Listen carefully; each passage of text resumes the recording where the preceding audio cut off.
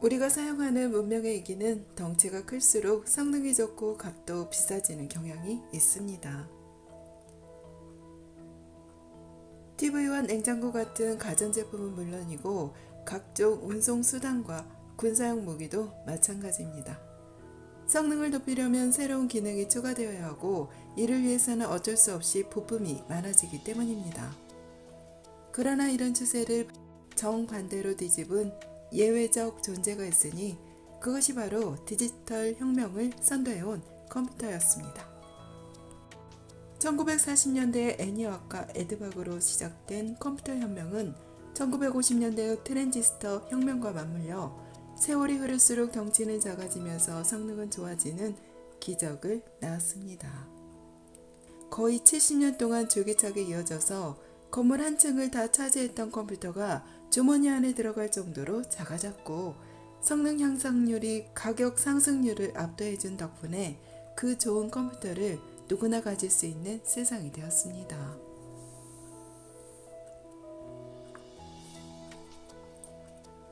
요즘 출시되는 컴퓨터와 스마트폰의 성능은 일반 소비자들에게 가분할 정도로 뛰어납니다.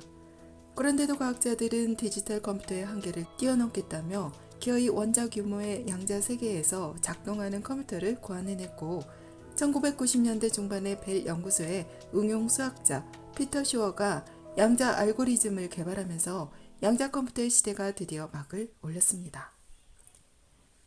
양자 컴퓨터의 개발사는 디지털 컴퓨터의 역사와 확연히 다릅니다. 최초의 컴퓨터 애니악은 탄생하자마자 사람의 손으로 몇 년이 걸린 계산을 단 몇 초 만에 해냈지만 2001년 양자 컴퓨터가 해낸 가장 복잡한 계산은 15를 3과 5로 소인수 분해한 것이었습니다. 이런 초라한 성적에도 불구하고 과학자들이 양자 컴퓨터를 포기할 수 없었던 것은 그 잠재력이 상상을 초월할 정도로 막강했기 때문입니다. 이 책에서 자세히 소개한 대로 양자 컴퓨터는 0 아니면 1로 이분화된 비트 대신 0과 1을 동시에 가질 수 있는 큐비트를 사용합니다.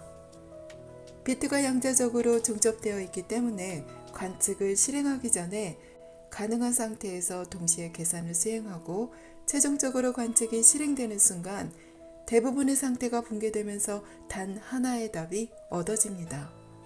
기존의 슈퍼컴퓨터는 컴퓨터 여러 대를 이어 붙여놓고 동시에 작동시켜서 병렬 처리를 하는 식이었지만 양자 컴퓨터에는 병렬 처리를 하는 능력이 태생적으로 내재되어 있습니다. 그래서 컴퓨터의 수를 조금만 늘려도 성능이 기하급수적으로 향상됩니다. 전문가들이 제시하는 양자 컴퓨터의 미래는 가히 환상적입니다.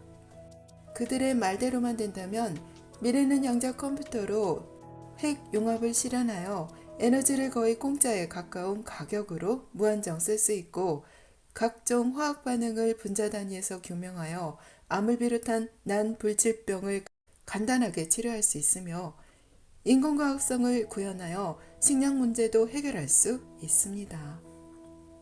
또한 이산화탄소를 격리하거나 날씨를 인공적으로 바꾸어 지구온난화를 막을 수도 있습니다.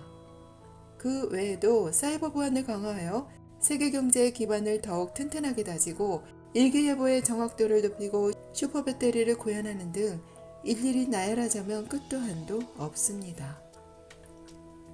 그들이 이토록 자신만만한 이유는 양자 컴퓨터의 주특기가 건조도면에서 바늘찾기 때문입니다.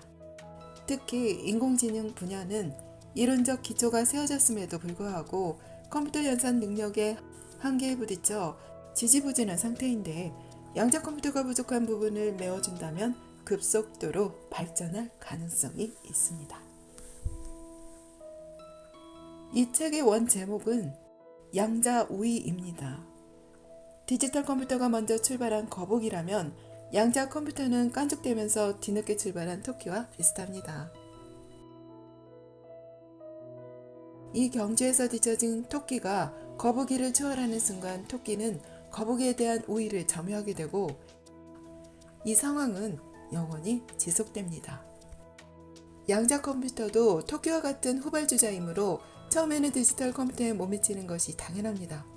그러나 디지털 컴퓨터는 사양길에 접어든 반면 양자 컴퓨터는 이제 서서히 발동에 걸리고 있으니 언젠가는 디지털 컴퓨터를 추월할 것으로 보고 바로 그 순간에 양자 컴퓨터는 양자 우위를 달성하게 됩니다. 2019년에 구글은 초전도체를 이용한 53큐비트짜리 양자 컴퓨터 시카모어를 선보이면서 드디어 양자 우위를 달성했다고 선언했습니다. 시카모어의 성능이 현존하는 그 어떤 슈퍼컴퓨터보다 우월하는 뜻입니다. 성능이라는 단어의 의미가 하도 포괄적이어서 반론의 여지가 없는 것은 아니지만 다른 경쟁사들의 진척 상황을 놓고 볼 때 양자 우위의 시점이 코앞에 다가온 것은 분명한 사실입니다. 물론 양자 컴퓨터는 요술 방망이가 아닙니다. 디지털 컴퓨터로 할 수 없는 일은 양자 컴퓨터로도 할 수 없습니다. 그러나 디지털 컴퓨터로 시간이 너무 오래 걸려서 해결할 수 없었던 문제를 현실적인 시간 안에 해결할 수만 있어도 세상은 몰라보게 달라집니다. 과연 얼마나 달라질까요? 사람들은 양자 컴퓨터에 얼마나 큰 기대를 걸고 있을까요? 기술적인 세부 사항을 일일이 나열하면서 설명하는 것보다 돈의 흐름을 따라가면 그 전망을 한눈에 알 수 있습니다. 이 분야의 선두주자인 IOQ는 2021년에 기업을 공개하여 총 6억 달러의 투자금을 유치했고 푸사이 퀸텀은 별다른 실적이 없는 신생 기업임에도 불구하고 하룻밤 사이에 6억 6,500만 달러의 투자금을 확보하면서 기업 가치가 31억 달러로 치솟았습니다. 기업뿐만 아니라 미국 의회도 이 판에 끼어들어 2018년에 양자연구 집중 지원법을 통과시켰고 에너지부가 총괄하는 양자기술 개발에 총 6억 2,500만 달러를 지원하겠다고 발표했으며 마이크로소프트와 IBM, 로키드 마틴 같은 대기업도 여기에 동참했습니다. 이쯤 되면 양자 컴퓨터는 막연한 희망사항이 아니라 황금알을 낳는 거위로 대접받고 있음이 분명합니다. 양자 컴퓨터의 앞날은 시원하게 뚫린 탄탄대로가 아닙니다. 무엇보다 양자 컴퓨터의 성능을 좌우하는 큐비트의 수를 늘리기가 쉽지 않고 계산상의 오류를 줄이는 것도 심각한 문제로 남아있으며 절대 온도 마이너스 273도 OK가 가까운 온도를 유지하는 데에도 막대한 비용이 들어갑니다. 그래서 양자 컴퓨터는 비쌉니다. 너무 비싸서 개인이 소유할 수도 없습니다.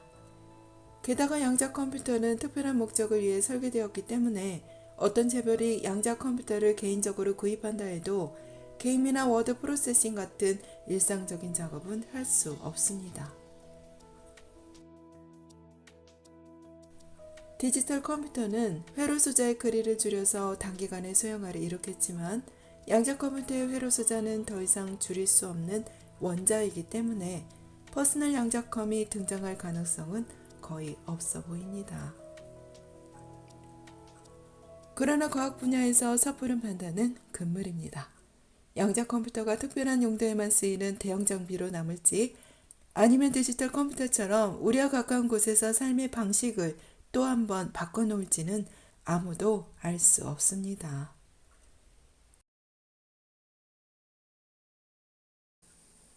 이 책의 저자 미치오 카쿠는 굳이 설명이 필요 없을 정도로 잘 알려진 인물입니다. 디스커버리나 내셔널 지오그래피, 히스토리 채널 등의 과학 프로그램에서 반백의 정보를 휘날리며 시청자들의 궁금증을 시원하게 풀어주는 노과학자. 그가 바로 고등학생 때 입자가속기를 손수 만들어서 하버드 대학교 장학생으로 입학했던 미치오 카쿠입니다.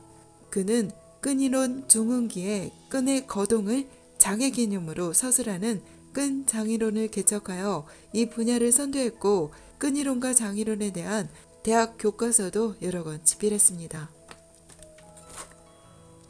그리고 노년에 접어들면서는 과학을 일반 대중에게 소개하는 과학 전도사를 번슨하여 모든 과학기술은 부작용을 낳기 마련일 텐데 도중에 탈선하는 한이 있어도 과학열차는 무조건 달려야 한다는 그의 메시지에 99% 동화되게 됩니다. 이 책도 마찬가지입니다. 양자 컴퓨터가 내놓은 장밋빛 미래를 거대한 사기극으로 폄하하는 사람도 있지만 카쿠의 초긍정 미래관은 그러거나 말거나 요지부동입니다. 양자 컴퓨터의 성공을 반신반의해 왔으나 이 책을 번역하면서 열렬한 지지자가 되었습니다. 오랜 옛날부터 과학의 가장 큰 추진력은 긍정적 마인드가 아니었을까 생각됩니다. 양자 컴퓨터 혁명은 세상을 어떻게 바꿀 것인가? 양자 컴퓨터의 미래 낭독해봤습니다. 감사합니다.